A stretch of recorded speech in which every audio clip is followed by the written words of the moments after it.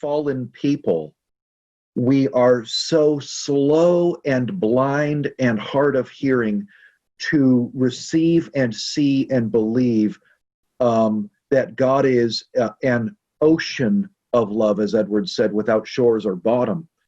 For me, in my messiness, not once I get over it, there's something in us.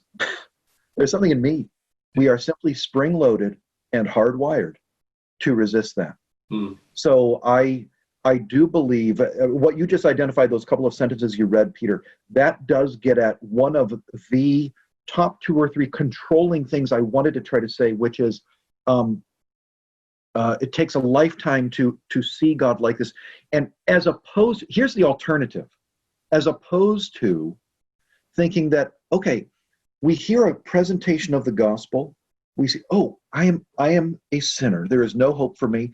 We see Christ came and died for sin. God loves me. He wants me to, he's bringing me into his family. And we see all this glorious doctrine. Maybe we even go do a couple years of Bible college or seminary and get all of our T's crossed and I's dotted.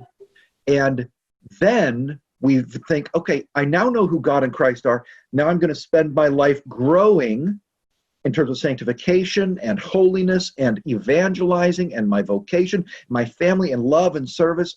But actually, yes, we want to grow in all those ways, but we will grow in those ways of Christian activity no further, no deeper than we are also and already growing in our vision of that same God and Christ, whom we already naturally think, okay, we kind of now get who he is.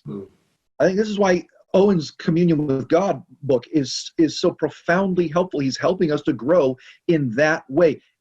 Not to see more about what the Christian life is, but actually to see more of who God is. So that what is coming in the front door of our mind is a deeper, greater, more glorious vision of God.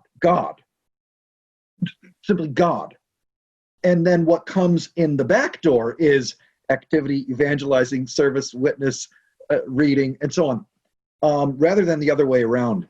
And I just realized, brother, over these, through my 30s, as I read Goodwin and Sibbs and Owen and worked on this project, I really had an underdeveloped, immature, one-dimensional view of Christian growth. And I now believe that the bullseye or the engine to Christian growth is seeing God in all of his glorious heartfulness toward us as we are stumbling our way through life.